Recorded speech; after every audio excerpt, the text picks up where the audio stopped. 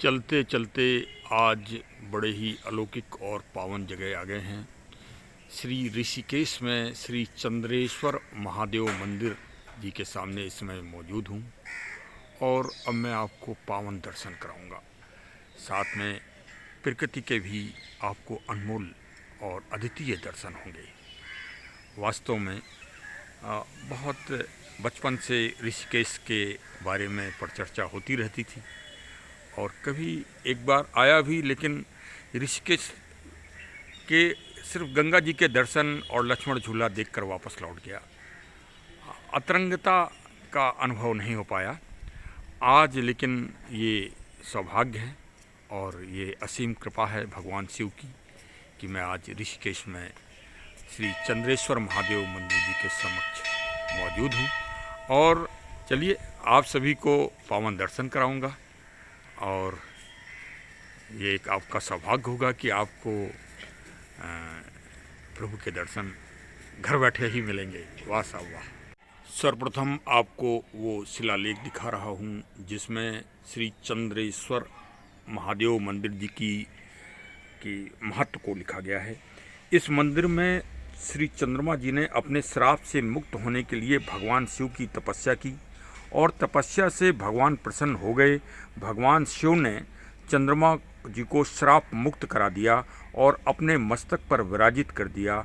स्कंद पुराण में इस स्थान को कौमुद तीर्थ के नाम से जाना जाता है। सामने देखिए ये पटशिलालेख है, यहीं मंदिर के गेट पर ही ये स्थापित है। इससे स्पष्ट है कि हमारे प्राचीन ग्रंथों में वर्णित प्रसंगों में इस पुण्य क्षेत्र का बड़ा महत्व है। हमारे जो ग्रह हैं उसमें एक चंद्रमा प्रमुख स्थान रखता है और चंद्रमा मन के कारक, मन की गति से संबंधित है।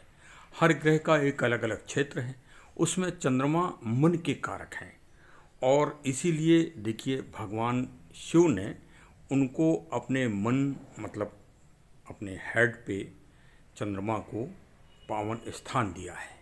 वो इस बात के सूचक हैं कि चंद्रमा एक चंचल ग्रह है और वो मन की तरह हमेशा चलायमान रहते हैं। चंद्रमा जी को राजा दक्ष की जो पार्वती जी की 27 बहनें थीं उनकी शादियां चंद्रमा जी से हुई थी। तो एक प्रसंग में चंद्रमा को राजा दक्ष ने श्राप दे दिया था। तथा एक और किंवदंती और मान्यता है प्राचीन उसमें कि भगवान प्रभु गणेश जी ने भी अपने अपमान के कारण चंद्रमा को श्राप दे दिया था। और श्राप और उस कलंक को अगर मतलब देवताओं को भी अगर दूर करना है, मानव की तो बात ही अलग है, तो उनको कहीं ना कहीं तप करना पड़ेगा। बिगर तप किए हुए कोई भी पाप का प्रायश्चित या अपराध का प्रायश्चित नहीं हो सकता, चाहे वो अपराध या पाप मानव के द्वारा किया गया हो या देवताओं की श्रेणी में किसी ग्रह के द्वारा किया गया हो। तो ये जो महान पुण्य स्थान है, यहाँ पर चंद्रमा जी ने भगवान शिव का तप किया, पूजा की, आराधना की। ये वो श्रेष्ठ स्थान है जिसके दर्शन अब आपको मिलने जा रहे हैं। अब चूंकि शिवरात्रि का समय आज प्रारंभ हो गया है तो भगवान शिव पे तो चर्चा होना ही चाहिए और भगवान शिव की चर्चा हो और रामचरितमानस का प्रसंग ना आए तो शिव जी की पूजा अधूरी है, ये आप समझ लो। तो पूरी रामचरितमानस का आप अध्ययन कर लें, मनन कर लें और चिंतन कर लें तो आप पाएंगे कि पूरी रामचरितमानस में सिर्फ एक ही चौपाई ऐसी है जिसमें भाग्य और भविष्य को बदलने का वर्णन है, डिस्क्रिप्शन है। वो मैं चौपाई भी आपको सुनाई दे रहा हूँ। जो तप करे कुमार तुम्हारी तो भावहु मैट सकहीं त्रिपुरारी। इसके अलावा पूरी रामचरितमानस आप पढ़ डालिए सच्चे मन से, आपको कोई चौपाई ऐसी नहीं मिलेगी जिसमें आदमी का भाग्य और आदमी का भविष्य बदलने का वर्णन हो। तो ये पावर भी भगवान शिव को है। तो भाई आज शिवरात्रि चालू हो गई है, भगवान शिव की आराधना में आप सभी लोग लग जाइए और चंद्रेश्वर जी के पावन दर्शन आज करिए। अब मैं पावन स्थान के गेट में प्रवेश कर रहा हूँ। जय हर हर महादेव। और साथ में अब मैं गर्भगृह की तरफ बढ़ चला हूँ। और ये आप देखिए प्रकृति का अनमोल और अद्वितीय जो है आपको यहाँ चित्रण मिलेगा। और धीरे धीरे ये देखिए पावन वट वृक्ष काफ़ी प्राचीनता की दृष्टि से ये अलौकिक हो रहा है।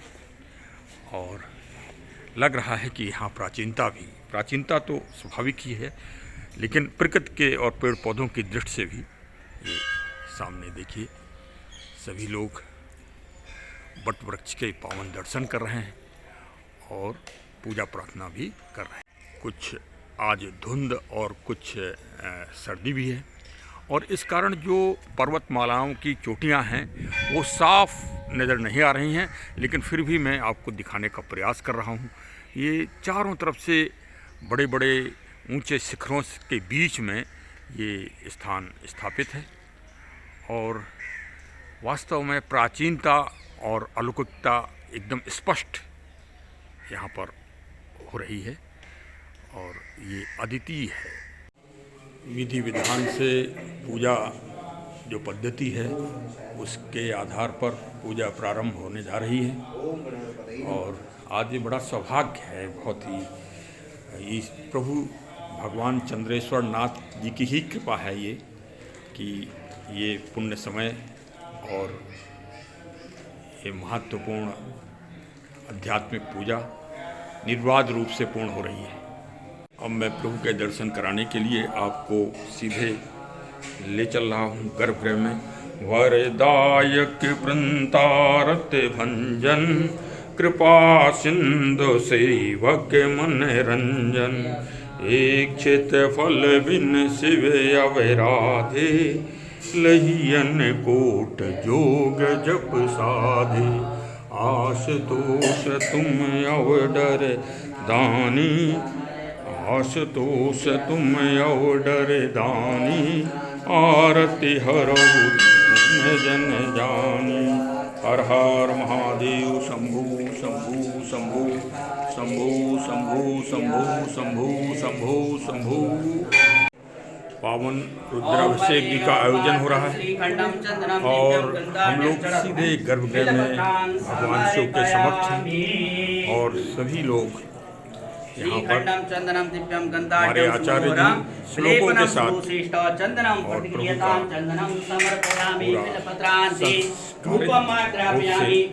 पूजा पाठ करवाने आनंद के क्षण हैं। मंदिर में अन्य विग्रह हैं, उनके भी मैं आपको पावन दर्शन करा दूं। और यहाँ इस तरह के जो है आयोजन पूजा और प्रार्थना के हमेशा चलते ही रहते हैं, और लोग आके श्रद्धा और विश्वास के साथ, पूर्ण समर्पण के साथ यहाँ पर अपना पूजा और धार्मिक कार्य करते हैं। ये यहाँ पर ये काफ़ी प्राचीनता आदिकाल से ये परंपरा चली आ रही है। मंदिर प्रांगण में पावन संकटमोचन श्री हनुमान जी भी स्थापित हैं, उनके विग्रह की भी आप दर्शन करें और आनंद मनाएं। हर हर महादेव। चंद्रेश्वर मंदिर जी के प्रांगण में ही माँ भुवनेश्वरी जी का पावन स्थान है, और मैं आपको माता जी के विग्रह के भी दर्शन कराऊंगा, और पावन दर्शन।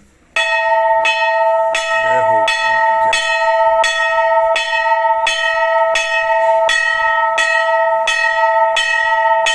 जय हो मातेश्वरी जी की जय हो। इस समय चंद्रेश्वर महाराज जी के मंदिर प्रांगण में हैं।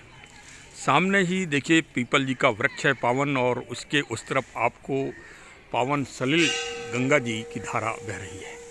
और आचार्य जी श्री महेश उन्याल साहब हमको यहाँ मिले हैं, और देखिए वो यहाँ के महत्व के बारे में आपको बताएंगे। सर, यहाँ क्या विशेष महत्व है?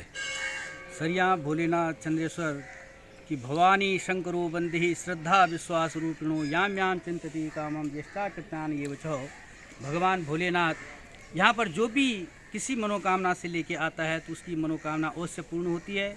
और ये बहुत प्राचीन मंदिर है और यहाँ पर भगवान भोलेनाथ की तपस्थली है। और यहाँ पर कण कण कण में भी ऋषिकेश में भोलेनाथ के हर जगह पर भोलेनाथ का अंश विराजमान है। और भोलेनाथ जो भी जिस भावना से यहाँ पर आता है भगवान भोलेनाथ उनकी मनोकामना पूर्ण करते हैं। और सामने माँ गंगा जी की पावन तपस्थली और भोलेनाथ का ये यहाँ पर भोलेनाथ को गंगा जल अर्पण करता है। भोलेनाथ उनकी मनोकामना अति शीघ्र पूर्ण करते हैं। जो श्रद्धा विश्वास से यहाँ भगवान भोलेनाथ का पूजन करते हैं उनकी मनोकामना अति शीघ्र पूर्ण प्राप्त होती है, अति शीघ्र अच्छे फल की प्राप्ति होती है। यही भोलेनाथ से हम प्रार्थना करते हैं। बहुत दूर दूर से लोग यहाँ पर भोलेनाथ का पूजन करने के लिए आते हैं और भोलेनाथ उनको अवश्य अच्छा फल देते हैं, उनको फल प्रदान करते हैं। ऋषिकेश पावन नगरी में इसीलिए आदि और अनादि काल से हमारे देवतागण, हमारे ऋषि मुनि तपस्वी विद्वान सब यहाँ पर यही शिव शक्ति को प्राप्त करने के लिए हमेशा आते रहे हैं। क्योंकि जहाँ शिव शक्ति हैं वहीं पावन गंगा जी भी विराजमान हैं। और चंद्रेश्वर जी के महान स्थान के से मुश्किल से 100 कदम की दूरी पर चलिए, अब आपको पावन गंगा जी के आनंदमयी दर्शन भी करवा देते हैं। उनकी मनोरमा छटा देखकर आपका मन गदगद हो जाएगा और आनंद से भर जाएगा। चलिए अब आपको माँ गंगा जी के पावन दर्शन करवा दें और उनकी सुंदरता और उनके स्वच्छ बहते हुए जल से आपका मन आनंदित हो जाएगा। देखिए गंगा माता जी की अविरल सुंदरता को देखिए और अविरल जीव का यहाँ पर प्राकट्य देखिए और सुंदर दर्शन करिए आज ऋषिकेश जी में। आप सभी को पावन शिवरात्रि की हार्दिक शुभकामनाएं। भगवान शिव का आशीर्वाद आप सभी पर बरसता रहे, ऐसी शुभकामना। और अंत में प्रार्थना कि हमारे चैनल से जुड़े रहें, सब्सक्राइब करें और कमेंट करें। धन्यवाद।